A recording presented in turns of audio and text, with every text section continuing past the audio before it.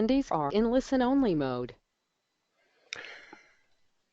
Hello and good evening. Welcome to the ADI&JC's webinar evening. This evening we're talking about barriers to coaching, barriers and it doesn't hit my. This is when it goes awfully wrong, and you can't remember the actual title. Barriers to coaching. Welcome to Lynn Barry, our chairman, and Neil Peake. And if you'd like to just introduce yourselves, just for people that don't know, we're recording this session as well, so people, we can push this out onto our website and what have you. So Neil, if you'd just like to do a little bit of an introduction about yourself. Yeah, my name is Neil Peake. I happen to be the president of the ADI&JC, but for my sins, I changed to coaching over 30 years ago. Up until that point, it was all tell, tell, tell.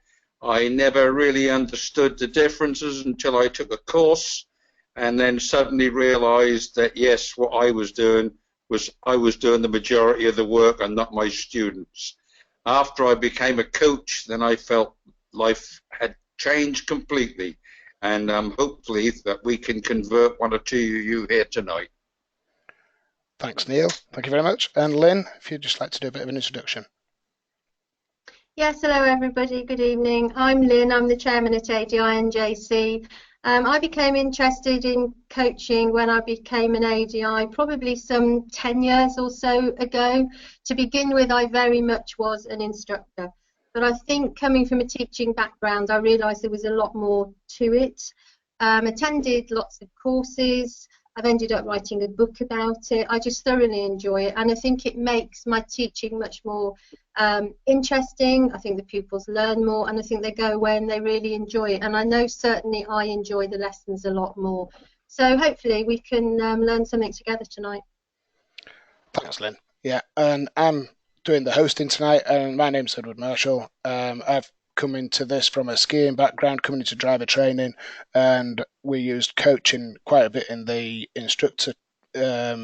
ski instruction, and I've started introducing it into my in-car training quite a few years ago, and I've just been on courses and built in my coaching towards driver training. So just before we actually begin the slides, what I'd like to do is just briefly ask that if you have any questions as we go through tonight, we want to take part with asking questions. You have a control panel on your right-hand side on the PCs, and you have a questions box which you can open up and type in the questions and send those across, and they'll come up on my screen, and then I can ask them out to Lynn or Neil and ask them. Or you can direct the question at any one of us in particular. So if you've got any questions, feel free to ask as you go through, and we'll ask those and we'll clarify things as we go along. Okay. So, Lynn, if you'd just like to sort of introduce the way that tonight is going to start with talking about the internal and external barriers to coaching. Okay, well, when we decided to do this topic on barriers to coaching, and then we're looking at the benefits, I think to anything that you do, there are sometimes things that perhaps do get in the way. So what we'd like to think about tonight, from things that people have said to us, all three of us here when we've been helping them, are that there are what we've termed external barriers. So those are things like things from your pupils, maybe things from their parents, things from the outside which you think sometimes get in the way when you're trying to be client-centered or coach. And then there are also what I would term the internal barriers. And probably what I think I came to realise was that the internal ones were the biggest ones when I started. Is that sort of little voice in your head which says to you things like, are you doing this properly? I'm not sure if I'm as good as the next person. I'm not sure if I can coach. The bits that where you almost become unstuck because you yourself feel that you're not doing this well enough. And that's why we've put this quote up here. The greatest barrier is not the inability to coach, because we all have to start somewhere, but the inability to give up telling pupils what to do. So there's going to be external ones, there's going to be internal ones. Thanks, Lynn. I think the first one, it's the first one that we had was meeting resistance from the pupils, Ed, wasn't it? Yep, there, it's just come on the screen now. Yeah, I think, shall I talk this one through? To me, this is about setting up a good relationship with your pupil right from the word go. Once you know that they're going to become a pupil, it's about that relationship and the rapport that you've got with those people.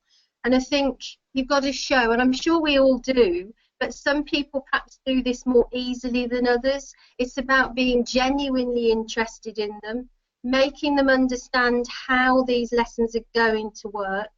And I don't know if you do, Ed, but I always talk to mine at the beginning about the fact that there will be questions, but the questions are not there to catch them out. They're just there so I understand why things are happening, and then we can discuss it. There's no such thing as a wrong question or a better question or answer. And if they want to ask anything or discuss something, then please do. Because a lot of ADIs say that pupils won't always come back and they won't talk to them, and that they do get resistance from pupils. But I think it's about this rapport and the start at the beginning of the very first lessons, so that you're not just charging and barging in with lots and lots of questions. It's about the correct questions really at the beginning, so that they begin to feel at ease. It gives them confidence and they feel relaxed. And it's about allowing them to make mistakes. I think it's about them understanding that they will make mistakes and to feel okay about it. Because even when they've gone away from you after the test, they'll make mistakes, but what I'm trying to help them with is to overcome those on their own and be able to deal with them. I think if you talk to them about that at the beginning before you start, then they understand where you're coming from. So I personally now, although I probably did at the beginning, I don't get this resistance from pupils. I haven't got anybody that I've taught in the last 3 or 4 years that has resisted the coaching. I think it's the way it's done. With practice, it becomes easier to do this. Yeah, I quite agree with that, Lynn. There's the only times I really meet resistance from pupils is sometimes when you take a pupil on from a different instructor and then maybe being in more of an instructor-led situation, and often when you're talking and you're asking questions, it's sometimes I don't know. You tell me, you're the instructor. But as people get into the way that you're conducting the lessons and they settle into the way that you're only trying to help them find ways that they learn the best and find solutions for themselves as well. And once they get the idea that finding the solution for themselves helps them and they can take that solution on better because they've actually found a method of doing something in a way that they like rather than trying to emulate what somebody else has told them. And I think often that resistance comes from there. I don't know if either of you two have found a similar thing there. Yeah, I think you're right. Sometimes it is when they've perhaps come from somewhere else where the coaching hasn't so naturally been used. But I think it's about the setup in the car and having that just nice, relaxed, not over-friendly, but comfortable feeling in the car, that they don't feel silly or that they're about to make a mistake, that they just feel relaxed enough to be able to learn, because that's what they're there to do. Yeah. So the second one that we've got. The first one. Yeah, the second one we've got, but it sort of follows on, doesn't it, this one, where the questions are seen as a threat, and that's what can sometimes meet the resistance. And that can sometimes come down to how you've built the rapport with the person, and if you've got a good rapport with them, or even the mannerism that you ask the questions in, and the way that you phrase the questions is something that it takes a deal of time to sometimes work up a way and a technique of asking the correct question in the right way. And I think that's where questions can be sometimes seen as a threat. Have you anything to add to that, Neil? Yes, making the questions progressively easier if you get no response. So you actually lead them into the answer that you want. Well, that's what I've found is if they don't give me an immediate answer, you laugh or you joke about it and then say, well, try it from this angle. with a different question but leads to the same ending. You can get there with them all. I may have to ask 5 questions to get the answer to the first one.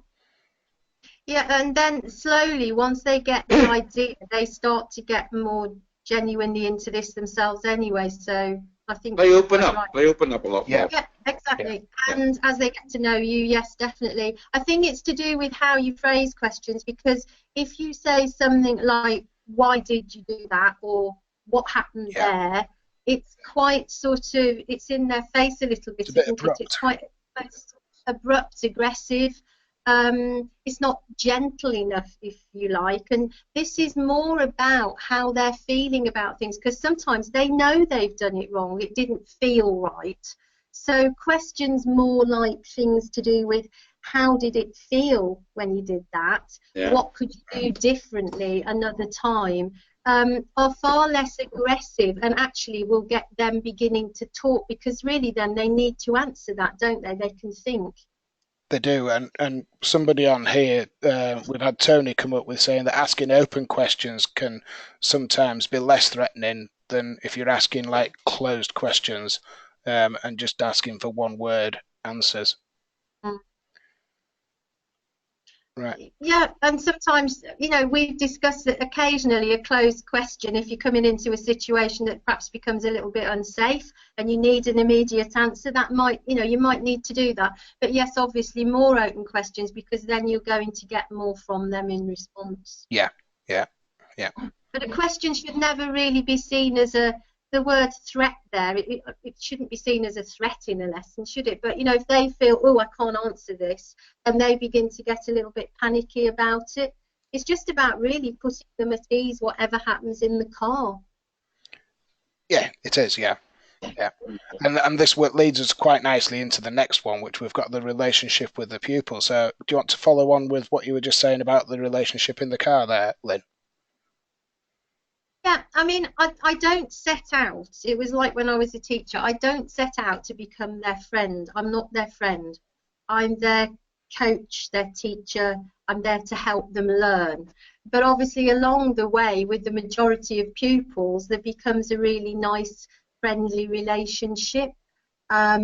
And it's just about little things where it's just about trusting them as well, because once they see that you trust them and you believe in them and that you believe they can do something.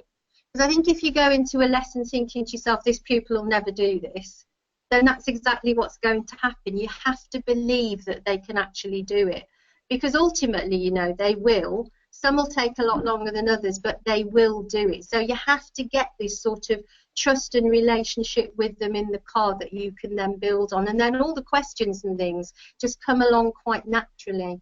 And I do think, and Neil will probably agree here, that when we both started coaching, we made mistakes ourselves. So sometimes when I asked questions, I used to think to myself, well, that wasn't very good.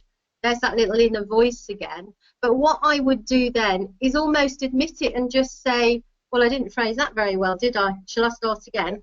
And we'd make a bit of a sort of, almost a joke of it. We'd start again, and then it became quite easy, so they could see that sometimes I made mistakes as well, you know, and you get better as you go along and as you do this, but you're not always going to be perfect with it. The more you practice it, the more it flows. The other thing that I've found with relationships with pupils, I know we're talking about external barriers that can sometimes be there, but I tend to find that when I was purely instructing sometimes, and sometimes I'd just practice some pure instructing just to see a response I got, and that's when I sometimes felt that sometimes rapport could break down quite easily with pure instruction, whereas with coaching, I think we get a lot stronger relationship with a pupil. Yeah, because you're equals, aren't you? You're not the one that's in control all the time. I mean, deep down from the safety aspect, we have to be managing the risk, but we don't have to be the dominant one in the lesson all the time. So yeah, you're quite right. It's about being equal with the pupil and seeing them as somebody that is equal and just somebody there to help them learn. Yeah. Have either of you come across this one that I've come across this sometimes when I've been out doing some training with people, that parents expect that pupils will be told what to do and how to do it. Yeah. And that can sometimes be a little bit of a barrier. Have you any experience with that, Neil? Yeah, it's because historically that was the way things were always done. And when the student goes in and starts telling their parents or their siblings how they got on in the lesson, they say, well, I was never left to do that on my own. I was told what to do. But again, if it's done in the right way, they will go in and they will praise you no end for the way they're doing it, as well as explain to pupils, yes, things have moved on. A good way of... Sorry, go on. Sorry, I've always found when people sit in the back, and I let parents sit in the back, that they thoroughly seem to enjoy the lesson as well, and say afterwards, how much they've learned from it and they've enjoyed it. So they must be, they're watching that then from the point of view of what goes on. They don't actually join in, they just sit in the back and watch, and I think that's a really good thing to do. That might help with those expectations of how parents see this. Yeah. But I mean, most parents learnt a long time before their children, so therefore you would almost expect as a parent that some things will have changed, and as long as the lesson's flowing well and easily and their child seems to be learning and improving, then I don't really see that there's a problem. I don't really have parents that are a problem, other than sometimes they will ask you immediately you meet them how many lessons this is going to be. Yeah. And that's something I can't, I don't know, I can't answer that right now. No. And that's the way the conversation goes then. Yeah. So this is quite a common one that often I get from people who I talk to about coaching and whatever, that they think it's a gimmick, and that it's just another buzzword for something that we've always been doing. How does the panel feel about that, and how have you got over this within your own coaching techniques, Lynn? I really don't like the word gimmick there. I don't know. I think you've got to give it a go. You've got to try it, and let other people watch. I mean, I actually feel now that probably that external barrier in our industry is becoming lessened, because I think people are beginning to accept it more because of the standards check as well, and trying to be client-centered. I meet more and more ADIs who are actually really wanting to become more client-centered. I think at the beginning there was this fear of change and the letting go of what we did, and that's where people would perhaps be a bit quick to say, well, it's a gimmick. But I don't think we get that quite so much now. And maybe you'll always get people that think, that don't want to change and want to stay as instructors, and we'll use that phrase, maybe. Yeah. Can I just add to that I've done a bit recently of ADIs who have had to increase their grades, and it's always come back from them that there's somebody at the test centre who's always saying exactly what you said, Ed, that this is a gimmick. Of course, they're always what I consider to be the loudmouth ones, who you will never change. They're the sort who will never join an association, etc. And they try and spread the bad word because this is the way they've done it and they are not going to change. But believe you me, if you try it long enough, you'll see the benefits.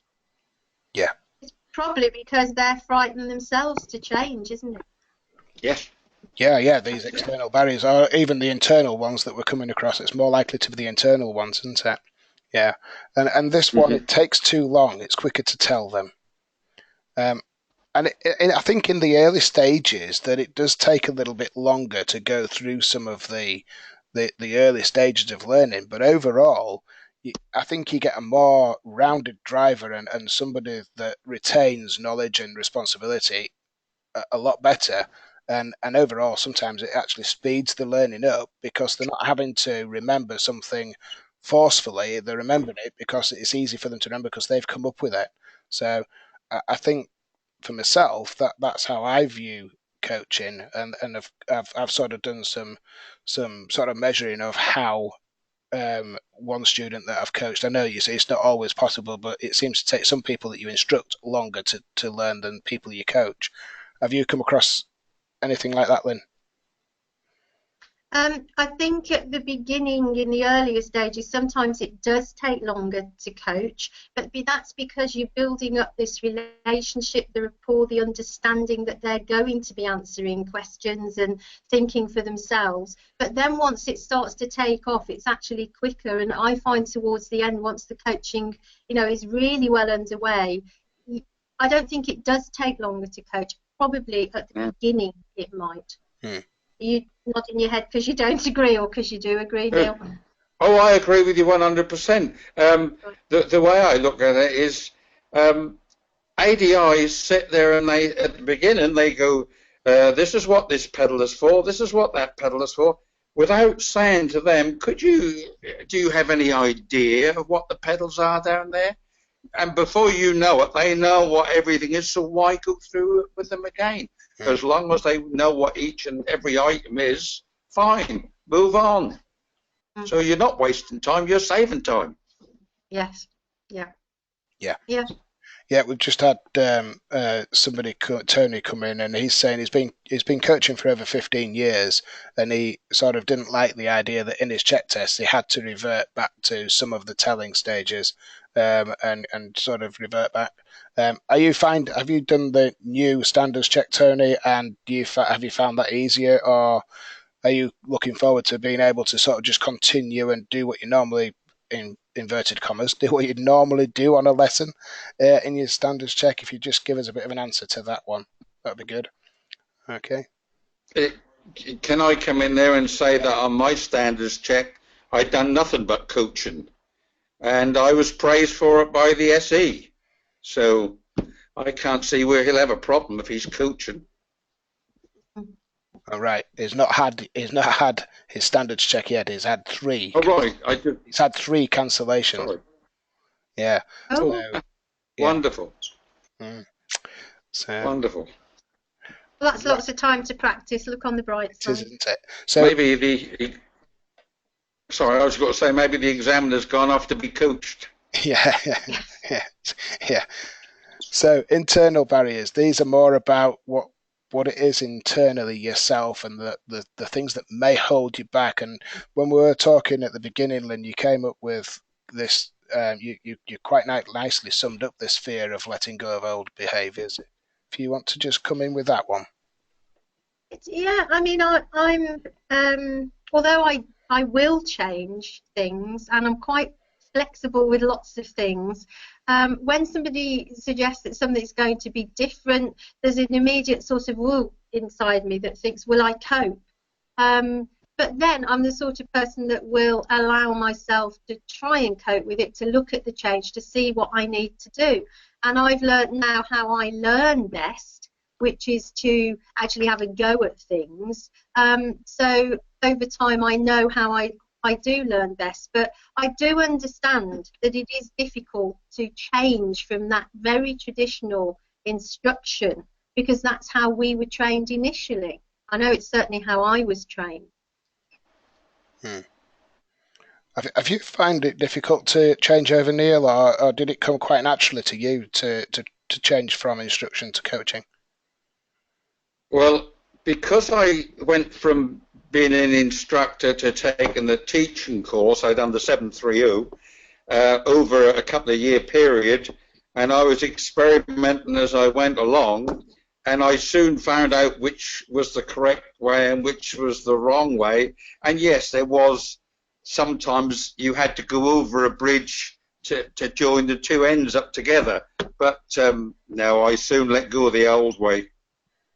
That's an interesting word, though, isn't it? Experimenting, because that's what makes some people different, that they will try things, and I really like that expression, because some people will let go and try things. When we do the workshops and we make suggestions, I mean, you made a suggestion at the last one, Ed, that when you have your pupils in the early stages and they're trying to find the bite, you actually got them to shut their eyes. Yeah.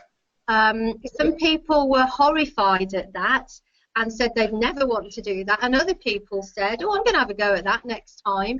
And it's those people who will actually let go and have a little go. If you don't like it after that, then fine, you don't need to do it again. But it's that the bravery, like Neil says, to be able to experiment and just try things a little bit differently and not just stay in your own safe little shell, really. It's thinking outside the box, isn't it? It's don't just sit there inside what you know. You know, I often remember somebody, I went to a conference for sort of a bit of a team building conference, and he related to it as you've got valley people and mountain people. So get up on the mountain, leave the valley, and be on top, and walk away from where the vast majority of people are, and try and get somewhere different. That really stuck with me when you know, it's feel the fear and do it anyway. That was another one that's quite a common saying. Definitely. Yep, I like those. And sometimes the fear comes from lack of knowledge, doesn't it? When people haven't quite got that good understanding of it, is one thing, and we've got down here as well that sometimes it's a poor goal setting that can actually lead to the fear of not going forward with things.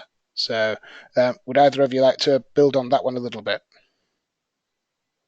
Yeah, I'll start if you like. I do find that one of the biggest barriers is that rather than just perhaps say to a pupil, and I often hear this, what would you like to do today? And then you get no response. It's that initial start and then the setting the goals. And if there's clear goals, then you can move on and you can coach. You can't coach unless you've got goals set. So a lot of ADIs, when I sit and watch, who have some really good coaching skills, but the one that would make it so much better is if they could set clear goals together with their pupil, and the goals were really good when they started. Short-term goals, 2 or 3 at the start of the lesson, and then you've got something that you can work towards.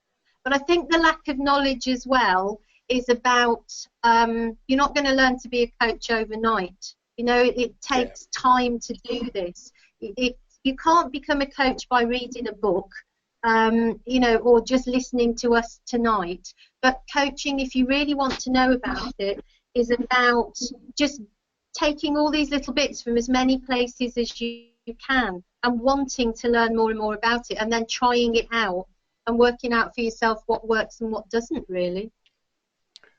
Yeah, I think that's going back to that experimenting as well, isn't it? What works and what doesn't work. Yeah. Just on a note with that, Lynn, we've just had somebody, Leanne has just asked a question. She's found lots of books on coaching, but nothing specifically within driver training, and she's asking where she can get hold of your book.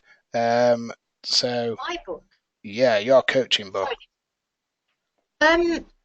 Yeah, well, driving school supplies, this is good, isn't it? Driving school supplies sell it, or just send me an email through the NJC, and I can help you. Go on my website, just put Lynn Barry in Google. But what I will say about my coaching book is that I am currently rewriting it, so you know, you might want to wait a couple of months because there'll be a new edition coming out. The old one's going to stop for a while, there'll be a new one coming out. But there are other really good books out there as well.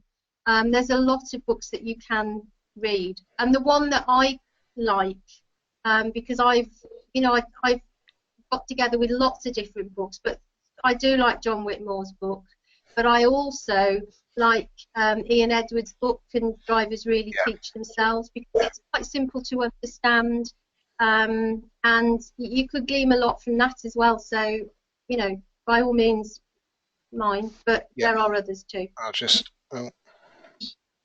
that's the coaching for performance. That's upside down now, Ed. There we go. Is that the right way up? That's it. Okay, yeah, so that's the coaching for performance one, and you can find that on Amazon. And I've even heard of somebody that actually went on Amazon and they got that for £1.50 or something like that, a second-hand one. And then if it's quite cheap. And then if you're not like the thought of it being with somebody else, apparently if you put it in a freezer, it kills all the bugs in it. Yeah, so put it in the freezer and leave it overnight. That's one that I heard not so long ago. So Yeah. Just want to check out on this question. Is it goal settings or not understanding how or what the student needs to know? Not quite sure. Yeah, I think with that, what Tony's trying to ask there, is it goal setting or not understanding how much or what the student needs to know? And I think that's where your questioning has to come in, isn't it? Yeah. To get a deep understanding of what they need. Yeah, and then you can set your goals from that, can't you? I would recap. Yeah, I mean, I start the sessions when we've, generally said hello to each other and they've settled down and I've settled down, into the recap from before, the reflections on the last lesson. What went well last time? Let's be positive to begin with. What went well last time? What did you learn? What improved? What did we think we still need to improve? Do you remember we talked at the end about some things that we could still improve? And then from those you can set your goals, or sometimes I'll just say something like, how else can I best help you today? Is there anything else that you want to do? But I don't just go in with what do you want to do today, because that's far too broad. Well, actually, that's actually that's a question. The next question is, when I ask a question, typically when I ask a question, what do they want to do today? I get that response that we had earlier on, actually, that I was saying, well, you're the instructor, you tell me. And I think that's quite often because people don't go into it quite well enough, isn't it? But I think that's a good one to bring up, because we've talked about not the next session in February, but the one in March we're going to actually do on goal setting, aren't we?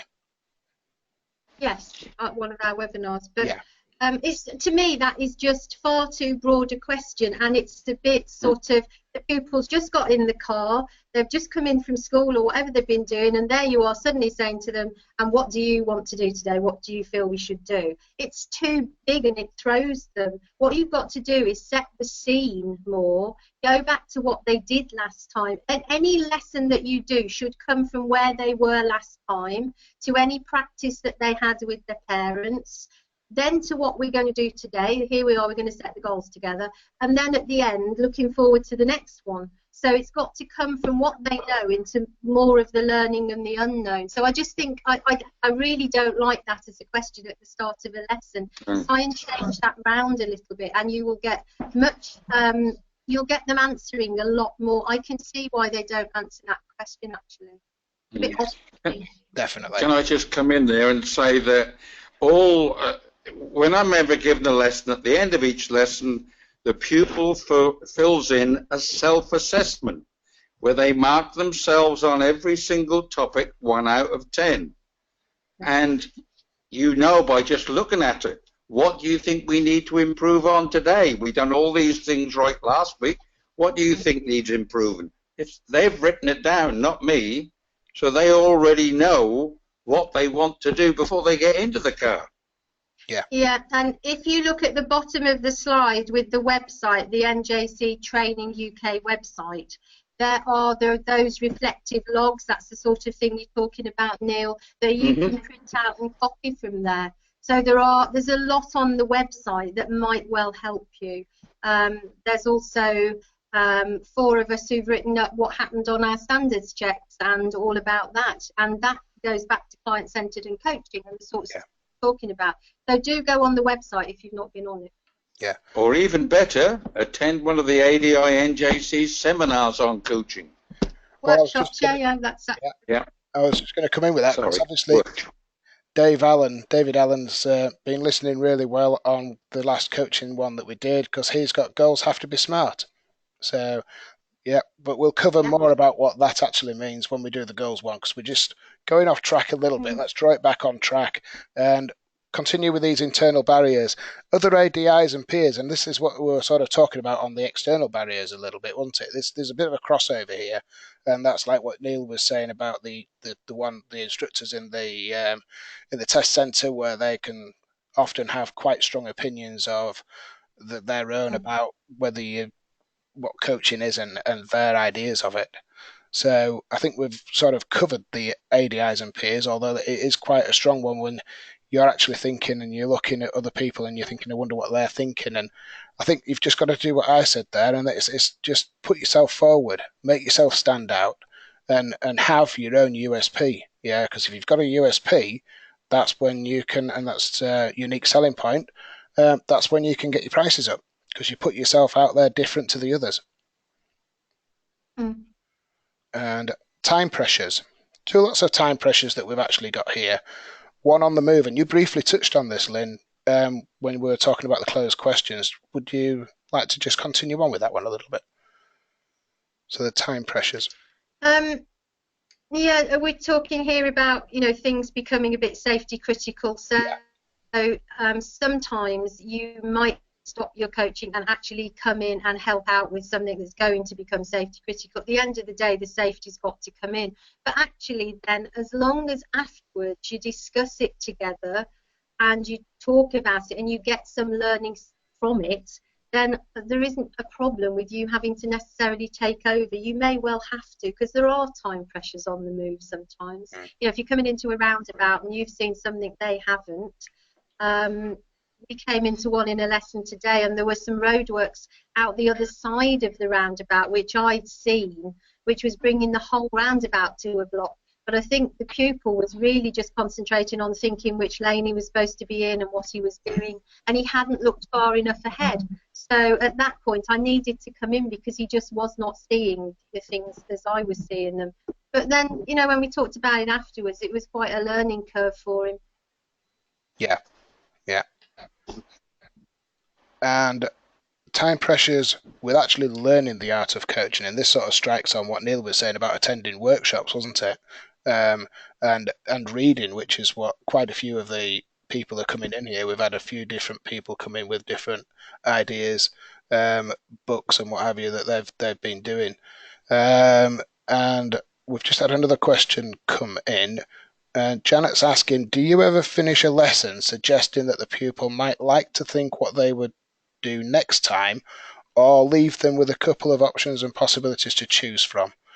Neil, how do you do that? Yeah, definitely. At the end, when we do the sort of final reflections, we'll think about what went well. Then we'll think about what we'd like to improve, or, you know, maybe if we've been doing a topic where we've looked at, say, forward planning and we've done it mostly in country roads or something, I might send them away and think, well, what sort of roads and routes would you like to use next time? Certainly, yeah, that's a good idea. I don't have an issue with that at all. I don't think we set the goals definitely for the following lesson at the end of this lesson, because they may change. They may go away and think about something else, or they may practice with their parents, and then we might get new goals. Yeah. But it doesn't hurt to actually think what they might like to do next time. Yeah, definitely. Yeah. Yeah. And just going on what I said about £1.50, somebody's just ordered now. They must have been doing this online. They've ordered coaching for performance at a cost of £3.04 including postage. Smiley face. Yeah, so there we go. Right. I'm very impressed with how many people we've got on here tonight. We've got well over 40, which is great. Yes, yeah, it's really good. Yeah. So just I've got a question here. Tony's just put on risk assessment has to be continually assessed and dealt with. Yeah, I think that's quite an important feature there, that risk assessment isn't just done at the beginning of the lesson. It's not, you don't score your 3 in a standards check just because you've said about how you're going to deal with any risk elements that may come up with duels or whatever. It's an ongoing thing all the way through the lesson, that, you know, if you stopped and you've had a chat about something maybe gone wrong, then the risk assessment still needs to be carried out then and agreed with the pupil, and I think that's quite an important thing there. So, right, time's moving along quite swiftly. So, what's the difference in coaching in our industry to, let's say, doing some business coaching, Lynn? Well, I think it's the on-the-move bit, isn't it? I mean, if you're in business and you've got a team of people, they're not actually in a dangerous environment as such. They're not on the move necessarily, are they? Or even if you were teaching or coaching somebody to learn, you know, a new skill like tennis or a sport, that to me is what makes it so different, but there are other things as well that people come up with. Yeah. And there's also that if you watch some of the videos that Sir John Whitmore's done, there's some videos out there where he's doing golfing. Yeah, and it's a bit of a different thing, isn't it? If you're in some like safe area where the golf ball's just going away and there isn't the people, you know, you're not a driving range or whatever, it's quite safe to let somebody just have a go and not excuse me, not have any risk there. Yeah, definitely. Definitely. If you move to the next slide, Ed, we could see some of the other differences in the industry, because I think we've listed 3 or 4. Emotions is quite a good one, isn't it? Yeah, young drivers have too many emotions that sometimes we've just got to be in there helping them. Yeah, and sometimes the coaching might not be a situation. I had somebody tonight where I had to go straight to instruction. Their eyesight failed on them while we were driving. And he just went, so he couldn't hardly see out of one eye. He had one useful eye, but the other eye just went all like he said. He described it as a broken mirror, and I can relate to that because I get migraines, and it just happens in one eye. And I just had to. We were in heavy flowing traffic, and were where there was double yellow lines, and I said, "Are you okay just to travel down here, sort of only a quarter of a mile or so, and just get out of this?" And he said, "Yes," but I just instructed him through it.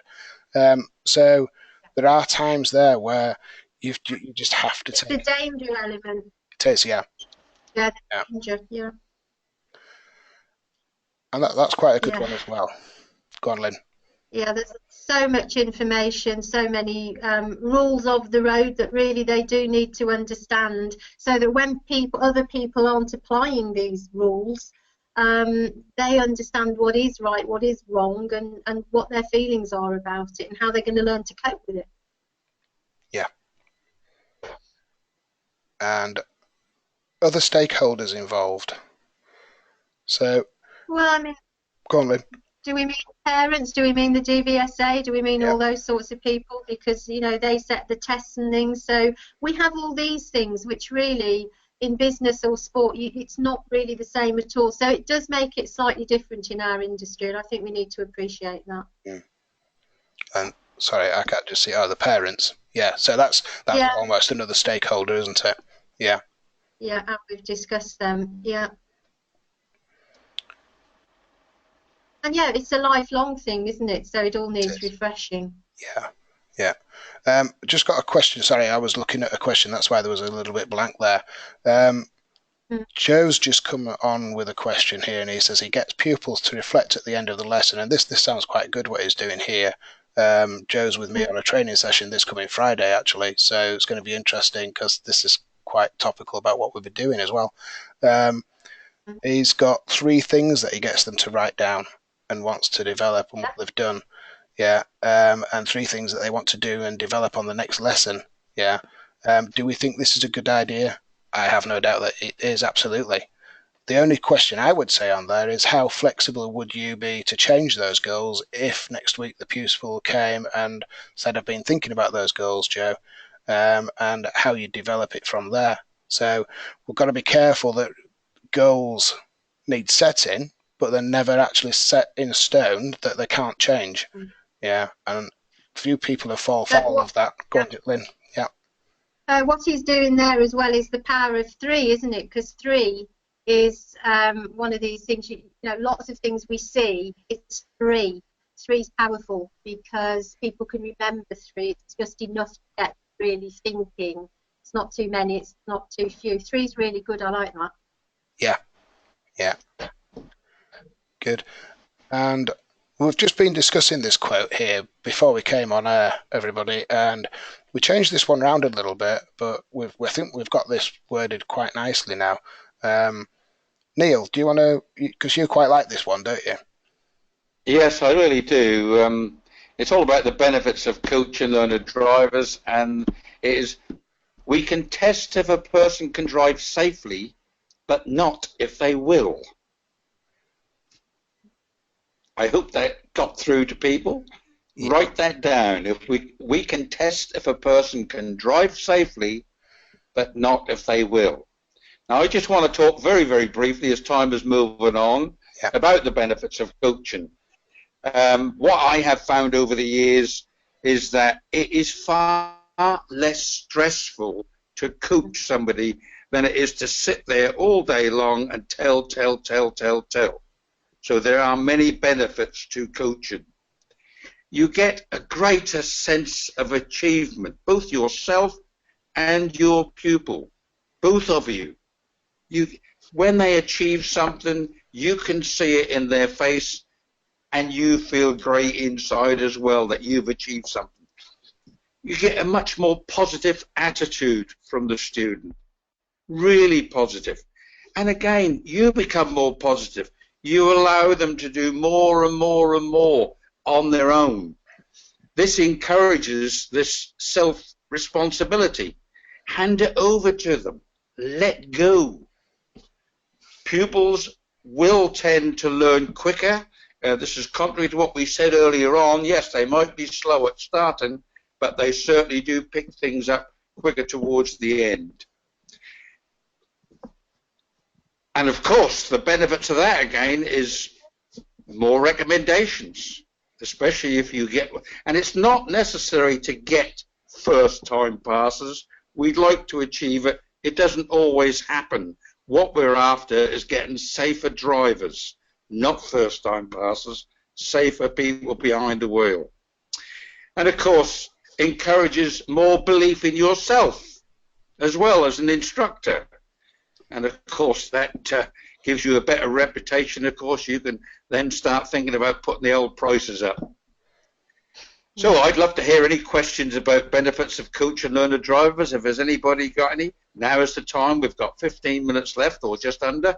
So have we any good questions coming in there, Edward? We have, yeah. Do you want to carry on with it? Let's put this one, Neil, just while you're on. My pupil doesn't talk to me. Yeah, this person's obviously finding it quite difficult to hold conversations. How do you tackle it when somebody isn't quite forthcoming with the answers to questions? You do sometimes get those who clam up, but by asking something easier and if you still don't get it from them, ask them to draw a piece of paper and would you like to put down on there how you now saw the last situation? And if that fails, then we may just have to do that little bit of telling. But I'm sure if you're the right personality, you can always get something out of them. Yeah. A little laugh, a little joke. You'll get there in the end. Yeah. Thank you, Neil. And Lynn. I think it's that conversation rather than just the asking lots of questions. Yeah. Girl today in a lesson who is at a stage where she turns left corners really well, but we came into one where we were on a really quite fast flowing road to turn left, and it was also downhill. So she started to brake, brought the speed down. She got the gear and began to bring the clutch up, but then she let the brake go. So we went in bit too fast. It didn't feel great. So when we'd come round the corner, we just literally said to her, because I could see from her face she didn't think it felt right, how do you feel coming round the corner? Talk to me about it. And she just said, well, it was far too fast, but I don't know what I've done, Lynn. So then we just had a conversation. So it's not just me asking lots and lots of questions. No. It becomes more them talking back to me, but there is an art to this, and maybe a good thing that you can do is to sometimes sort of get a friendship with another local ADI, and perhaps go and sit in back and just watch other people. Sometimes you have to sit back from it, watch somebody do it, and think, now I understand, I could have done that differently, because otherwise you've only ever got yourself that you watch. So sometimes it's good just to listen to other people and watch other people and see how they cope with these things. But I think not giving up as well. I think just because maybe somebody is a little bit shy, eventually they'll open up. Yeah. Yeah. Here's an interesting one as well. How do you coach someone with Asperger's or other sorts of SEN? And is it possible to coach them? Would you like me to come in on that one? Yeah, you can come in on that one, Neil. Right, Ed. Yeah. I find it a big advantage for those type of people to be coached as opposed to being told what to do. You've got to try and get into their own little world and to let them think a little bit more for themselves. Let them experiment. Let them try things out. Yes, you are still there. The safe aspect has to be shared between the two of you, but you're always behind that and you know you can cope with it. But get out of them. Yeah. They are more than willing to help and to try things out. Let them try them rather than getting on them and saying, no, you don't do this, you don't do that. Totally wrong. These people want to be coached. They want to please you and they want to please themselves. I think they've a very unique way of learning, haven't they, people with SEN? And this is where coaching can really benefit that, because if you work into them and you get that conversation with them, they'll tell you how they want to be taught. Yeah, and they'll lead you more or less into how you're going to train them up. Absolutely, yeah. 100%. Yeah, I mean, that expression we used earlier, how can I help you best, something like that is useful. Yeah, the Asperger's girl that I've got at the moment, I mean, I find that she knows everything about the road. She knows all about the rules and who should be doing what. And she knows all the signs. She's brilliant at that. But it's when she gets into some situations where people aren't sticking to the rules, and then she doesn't understand why they're not or how to cope with it. And that's when the coaching can come in and the talking about it and talking it through. But I do think that you can coach people with Asperger's and other educational needs as well, because they're all very different, aren't they? But I do believe that you can. Yeah, and we've just had Jackie's actually come up with what I think could be quite a good webinar, actually. Jackie's put mind mapping with a question mark, Jackie Willis. And I think that in itself would actually lead to quite a good webinar one night. So I've written that down, Jackie.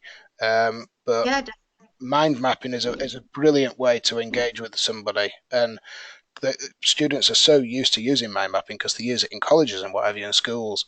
So my daughter's got mind maps. So she's coming up to doing her year 11 final exams, and she's got a bedroom wall plastered with mind maps, and it's there just in front of her, and she's taking it all in. So for certain people, things like that work really well, and it's just working with that person, isn't it? So some really good questions there. Thank you everybody for putting questions forward. Can I just say that with mind maps, for the person who said that they got somebody that didn't want to talk and hold a conversation, sitting doing a mind map together can actually really help, because it can form a sort of a relationship there, and you're working together, and then the conversations will start to flow. That can actually help somebody that is shy. Yeah. So we've got just a couple of quotes that you've pulled out of Sir John Whitmore's book, Lynn, and these are nice quotes. Do you want to just go through these quotes? Yeah, I mean, I just like these. So often it's when we let go of the need to control, that's not for the safety aspect, but just the need to be in control, that we actually gain control, because we start enjoying it more, it's more relaxed, they feel more confident. We tend to get what we focus on. If we fear failure, we're focused on failure, and to be honest, that's what we'll get. So, you know, I often say that to people with a standards check who are all sort of, I'm never going to do this, this is never going to work, I can't do this. Actually, if you're focusing in that way and you're not being positive and you're not really getting that confidence about doing it, then actually that could well be what happens. You do get what you focus on. So if you're fearing coaching, then it won't improve. But if you keep going with it, remove the fear, which is where we started here, if you think tonight. The fear is the barrier. And once you remove the barriers, then you can move into all the benefits of coaching and start to see the benefits. That's really why we put these two things together. I just like those two quotes. Yes. Thanks, Lynn. Yeah.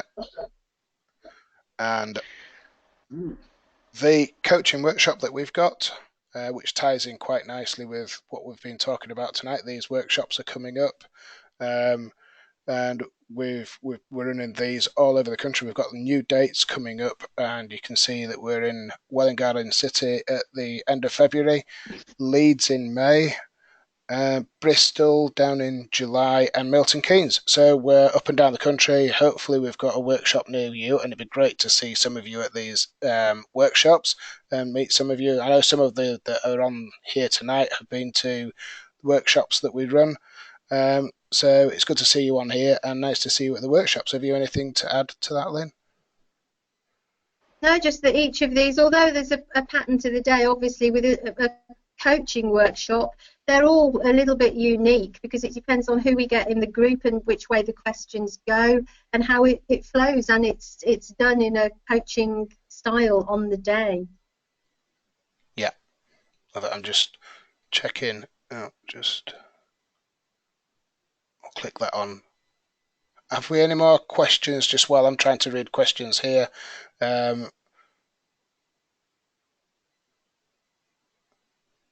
mean, what we could say as well, if there's anything that doesn't get answered tonight, you have the list of questions, don't you? Because you get a readout, and we can get back to the people hopefully and let you know what what we would come up with. Yeah, and if you remember though, that coaching isn't instant solutions, so it's not for us necessarily to sit here and just provide you with an answer. It's to help you just come up with thoughts and ways around things. It's not about an instant solution. Sometimes that doesn't happen with coaching. No, it doesn't. And that's it. We've got all the questions. I've just been through those. Thanks, Lynn, for filling that bit in just while I had a look there. That was useful. So we've gone through all the questions there. We don't think there's anything there we've not actually covered.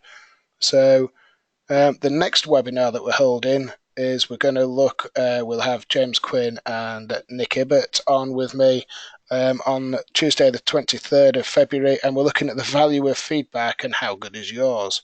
And that might be a good one to reflect over some of your lessons that you're doing and think about how you're using feedback, and join us on that one to pick up any hints, tips, and useful things that you might be able to add so that other people can pick up things as well, because it's quite good when you come up with your own tips that you're finding useful, so we can add those into our webinar. And thank you very much for joining us, everybody, and we look forward to seeing you next time. And that's it for tonight. Thank you very much. Thanks, everybody. Thank you. It's good to have so many people. Thank you.